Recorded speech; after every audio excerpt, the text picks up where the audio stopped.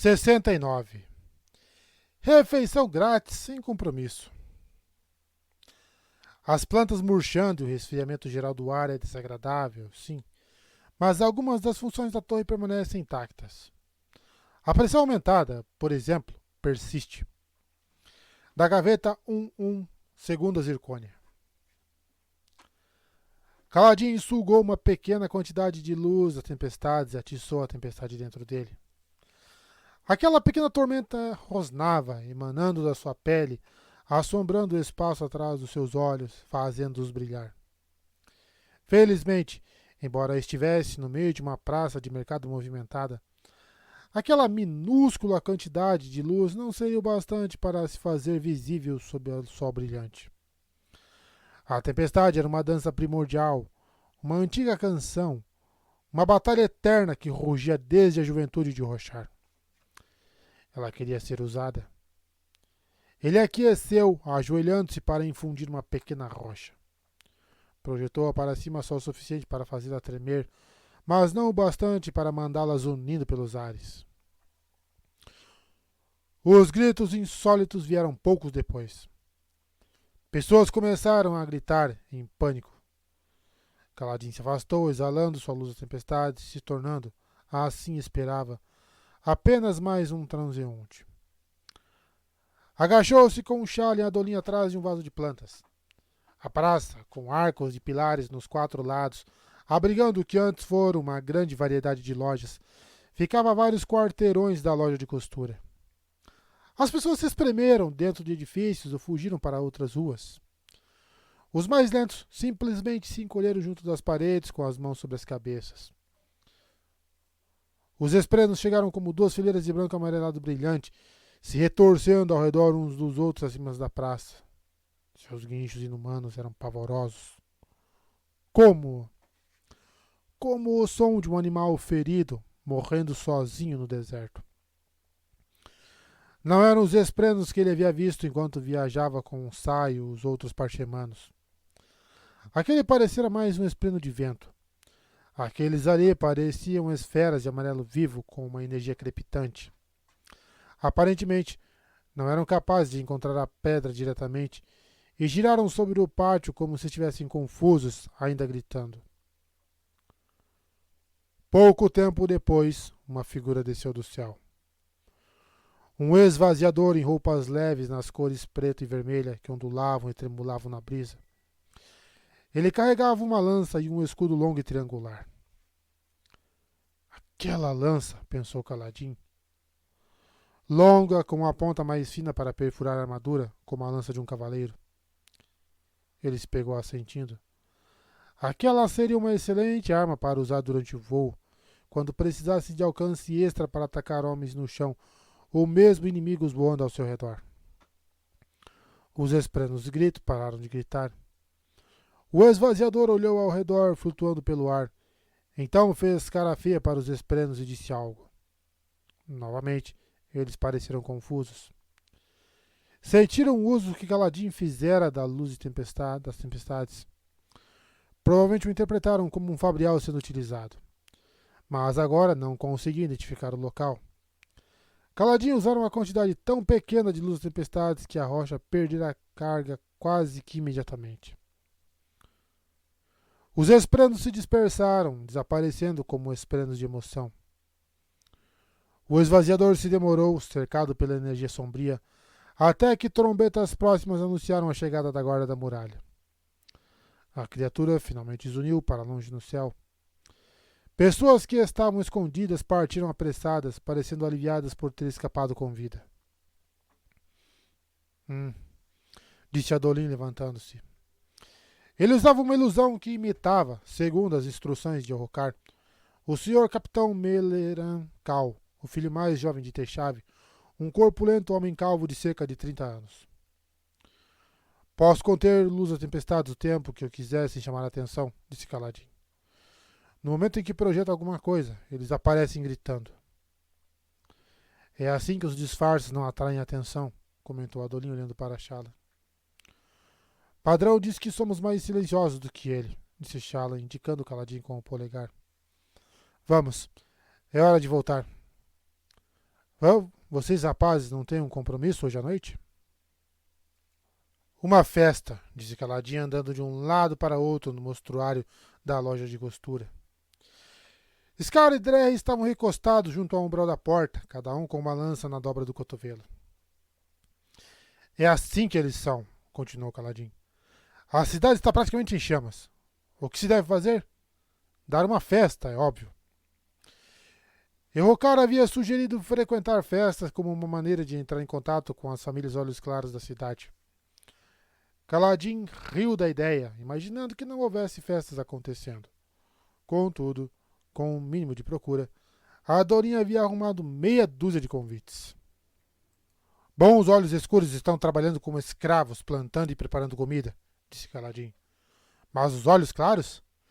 Eles têm tanto tempo tormentoso sobrando que inventam coisas a fazer. Ei, Scar, disse Drey. Você já saiu para beber, mesmo estando em guerra? Claro, respondeu Scar. E lá na minha vila tinha um baile no abrigo de tempestades 2 vezes por mês, mesmo enquanto os rapazes estavam fora, lutando em escaramuças nas fronteiras. Não é a mesma coisa, protestou Caladinho. Você está do lado deles. Tem lados? Quis saber Drey. Alguns minutos depois, Adolin desceu as escadas fazendo barulho e sorrindo como um tolo. Estava usando uma camisa pregueada sob um terno azul claro, cujo casaco não fechava até o fim, e se dividia em caudas nas costas. Seu bordado dourado era o mais fino que a loja tinha a oferecer. Por favor, me diga que não nos trouxe para ficar com sua costureira porque queria um novo guarda-roupa, disse Caladinho. Vamos lá, Cal, disse Adolin, inspecionando a si mesmo no espelho do mostruário. Preciso ser convincente no meu papel. Ele conferiu os punhos das mangas e sorriu novamente. Yokosuka apareceu e olhou de cima a baixo, então espanou os ombros dele. Acho que está apertado demais no tórax, Luminobre. Está maravilhoso, Yokosuka. Respire fundo. Ela parecia um tormentoso cirurgião, de modo como levantou o braço dele e apalpou sua cintura, murmurando consigo mesma. Caladinho vira seu pai realizar exames menos invasivos. Pensei que os casacos retos estivessem na moda, disse Adolin. Tem um folho de liafor. Esses não estão atualizados, replicou Yokosuka. Estive em Liafor na última paz medial e eles estão abandonando os estilos militares. Mas fazem esses folhos para vender uniformes nas planícies quebradas. Raios! Eu não fazia ideia de como estava fora de moda. Caladinho revirou os olhos. Adolin reparou nisso pelo espelho, mas só se virou fazendo uma mesura. Não se preocupe, carregadorzinho. Você pode continuar usando roupas que combinem com sua carranca. Você parece que tropeçou e caiu em um balde de tinta azul, comentou Caladinho. E depois tentou se secar com um punhado de grama seca. E você parece um refúgio de tempestade, disse Adolin, passando e dando um tapinha no ombro de Caladinho. Gostamos de você mesmo assim. Todo menino tem um graveto favorito que encontrou no pátio depois das chuvas. Adolin foi até Scar e Drey apertando a mão de um de cada vez. Vocês dois estão ansiosos pela noite de hoje? Depende de como é a comida na tenda dos olhos escuros, senhor, disse Scar. Pegue algo para mim da festa interna, pediu Drey. Ouvi falar que tem pastézinhos tormentosos de bons nessas festas finas dos olhos claros. Claro. Precisa de alguma coisa, Scar? Da caveira do meu inimigo transformada em uma caneca, disse Scar. Tirando isso, aceito um pastelzinho, ou 7. Verei o que posso fazer. Preste atenção em dicas de boas tavernas que ainda estejam abertas. Podemos sair amanhã. Ele passou por Caladinho e prendeu uma espada na cintura. Caladinho franziu o senho, olhando para ele, então para seus carregadores e de volta para Adolin. O que foi? O que foi o quê? Indagou Adolin. Você vai sair para beber com carregadores de pontes? Disse Caladinho. Claro, disse Adolin. Scar, Drey e eu nos conhecemos faz tempo. Nós passamos algum tempo impedindo que Sua Alteza caísse nos abismos, comentou Scar. Ele nos pagou um pouco de vinho e boas conversas. O rei entrou usando uma versão mais discreta do mesmo estilo de uniforme. Ele passou apressado por Adolin, indo na direção das escadas. Prontos? Excelente. Hora de caras novas. Os três pararam diante do quarto de Shallan, onde ela estava desenhando e cantarolando consigo mesma, cercada por esprenos de criação. Ela beijou Adolin de um jeito mais íntimo do que Kaladin já presenciara, então o transformou de volta em Melaran Cal. Errocar se transformou em um homem mais velho, também calvo, com pálidos olhos amarelos. General Cal, um dos oficiais mais graduados de Dalinar. Estou bem assim, disse Kaladin quando ela o encarou. Ninguém vai me reconhecer. Ele não sabia bem porquê, mas usar outro rosto para ele era como mentir. Há cicatrizes, disse Errocar. Precisamos que você não chame atenção, capitão. Relutantemente, Kaladin concordou e permitiu que Shallan acrescentasse uma terceira iluminação à sua cabeça para fazer com que as marcas de escravos sumissem. Então, ela entregou a cada um deles uma esfera. As ilusões estavam ligadas à luz das tempestades dentro delas. Se a esfera se esgotasse, seus rostos falsos desapareceriam.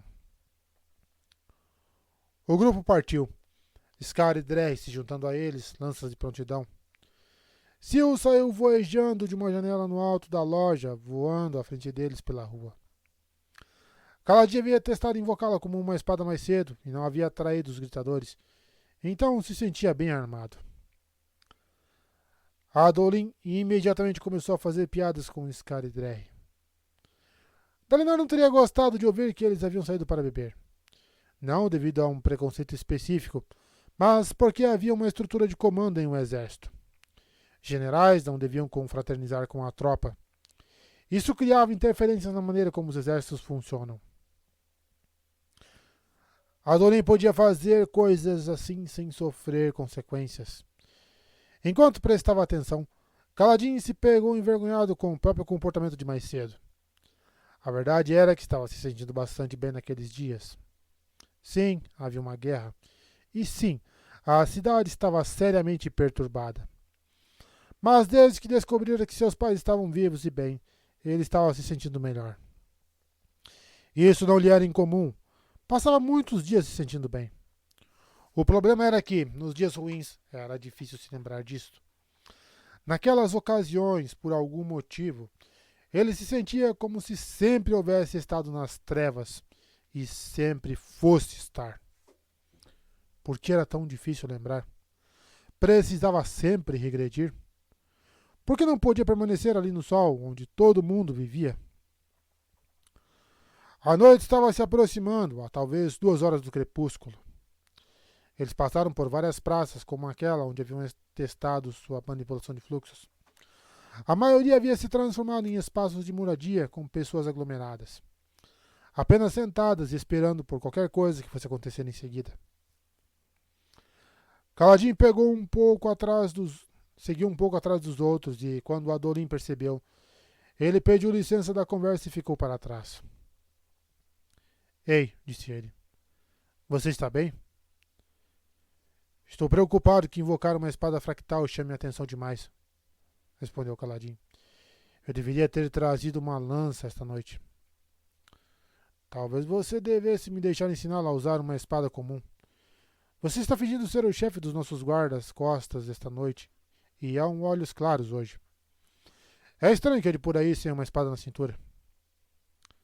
Talvez eu seja um desses caras socadores. Adolin parou onde estava e sorriu para Kaladin. Você acabou de dizer caras socadores? Você sabe, fervorosos que treinam para lutar desarmados. Corpo a corpo? Corpo a corpo. Certo, disse Adolin. Os caras socadores, como todo mundo se chama.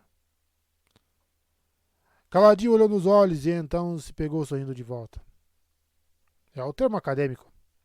Claro, como colegas espadianos ou camaradas lançudos. Eu conheci um rapaz muito machadista, disse Kaladin. Ele era ótimo em combates psicológicos. Combates psicológicos? Ele realmente conseguia se enfiar na cabeça das pessoas. Adolin franziu o senho enquanto eles caminhavam. Se enfiar na cabeça... Ah! Adolin soltou uma risada, dando um tapa nas costas de Caladim. Às vezes, você fala como uma garota. Ah, e isso é um elogio. Obrigado. Você precisa praticar mais com a espada, disse Adolin, se empolgando. Eu sei que gosta da lança e você é bom com ela. Ótimo. Mas não é mais um simples lanceiro. Vai ser um soldado irregular. Não vai lutar em uma fileira, segurando um escudo para seus companheiros. Quem sabe o que vai encarar? Eu treinei um pouco com Zahel, disse Caladim. Não sou completamente inútil com uma espada, mas parte de mim não vê motivo para isso. Será melhor se você praticar com uma espada, confia em mim. Ser um bom duelista tem a ver com conhecer a arma e ser um bom soldado de infantaria. Provavelmente tem a ver mais com treinamento do que qualquer arma específica. Mas se você quer ser um grande guerreiro, para isso precisa ser capaz de usar a melhor ferramenta para o trabalho. Mesmo que nunca use uma espada, vai lutar com pessoas que usam. A melhor maneira de aprender a derrotar alguém com uma arma é praticar com essa arma. Caladim concordou. Ele tinha razão. Era estranho olhar para Adolin naquele traje chamativo, elegante e brilhando com fios dourados, e ouvi-lo falar de táticas de batalha realmente práticas. Quando fui preso por ousar acusar Amaran, ele foi o único olhos claros que me defendeu. Adolin Collin era simplesmente uma boa pessoa, com roupas azul claras e tudo mais. Não era possível odiar um homem como ele. Raios. Era quase forçoso gostar dele. O destino deles era uma casa modesta, pelos padrões dos olhos claros. Alta e estreita, com 4 andares que poderiam ter abrigado uma dúzia de famílias olhos escuros. Muito bem, disse Hokari enquanto eles se aproximavam. Adolin e eu vamos sondar os olhos claros em busca de aliados e potencial. Carregadores, conversem com os homens na tenda dos guardas olhos escuros e vejam se conseguem descobrir alguma coisa sobre o culto dos momentos ou outras coisas estranhas na cidade. Entendido, Vossa Majestade, disse Drey. Capitão, disse ele para Caladim, você vai para a tenda dos olhos claros. Veja se consegue descobrir alguma coisa sobre esse tal alto Marechal Azuri, disse Caladim, da guarda da muralha. Sim, planejamos ficar até relativamente tarde, já que convidados inebriados podem se abrir mais do que os sóbrios. Eles se separaram, Adolin e Hokari apresentando convites ao porteiro que os deixou entrar. Então gesticulou para Drey e Scar, indicando o banquete dos guardas olhos escuros, que ocorria em uma tenda montada no terreno. Havia uma tenda separada para olhos claros que não eram proprietários de terras. Privilegiados, mas não bons o bastante para passar pelas portas e entrar na verdadeira festa. No seu papel de guarda-costas olhos claros, aquele seria o local para Caladim, mas, por algum motivo, só pensar em entrar ali o deixou enjoado. Em vez disso, ele sussurrou para Scar e Drey, prometendo voltar logo, e pegou emprestada a lança de Scar só por via das dúvidas. Então Caladim partiu, caminhando pelo quarteirão. Voltaria para seguir as instruções de Hokar, mas enquanto havia luz suficiente, pensou em talvez vasculhar a muralha para ver se tinha uma ideia do contingente da guarda. Além disso, queria caminhar um pouco mais pela cidade. Ele andou até a base da muralha que ficava ali perto, contando postos de guarda no topo, olhando para a parte inferior mais larga, que era feita de rocha natural. Pousou a mão sobre a lisa formação rochosa marcada por camadas. Ei! Chamou uma voz. Ei, você! Caladim suspirou.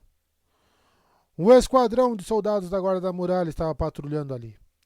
Eles consideravam aquela estrada ao redor da cidade, junto da base da muralha, sua jurisdição, mas não patrulhavam mais para dentro. O que eles queriam? Caladim não estava fazendo nada de errado. Bem, correr só causaria tumulto, então ele deixou cair a lança e se virou, estendendo os braços para os lados. Em uma cidade cheia de refugiados, certamente não incomodariam demais um único homem. Um esquadrão de 5 foi até ele, liderado por um homem com uma barba escura e rala, e atento os olhos azuis claros. O homem o examinou, o uniforme de Kaladin, sem insígnias, e olhou para a lança caída. Então fitou a testa de Kaladin e franziu o senho. Kaladin levou as mãos até as marcas ali, que dava para sentir, mas Shallan havia colocado uma ilusão sobre elas. Não havia? Danação. Ele vai achar que sou um desertor. Desertor, imagino? Perguntou o soldado bruscamente. Eu devia só ter ido à tormentosa festa. Olhe só, disse Kaladin. Eu não quero problemas. Você quer uma refeição? Uma refeição? Comida grátis para desertores. Isso foi inesperado. Relutantemente, ele levantou o cabelo da testa, querendo conferir se as marcas ainda estavam visíveis. Em geral, seu cabelo impedia que desse para ver detalhes. Os soldados se sobressaltaram visivelmente.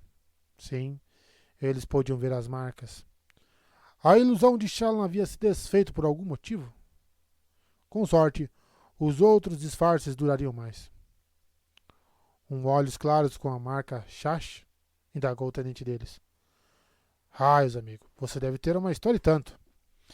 Ele deu um tapa nas costas de Kaladin e apontou para sua caserna à frente. Eu adoraria ouvi-la. Refeição grátis, sem compromisso. Não vamos obrigá-lo a servir. Tem a minha palavra. Bem, ele queria informações sobre o líder da guarda da muralha, não queria?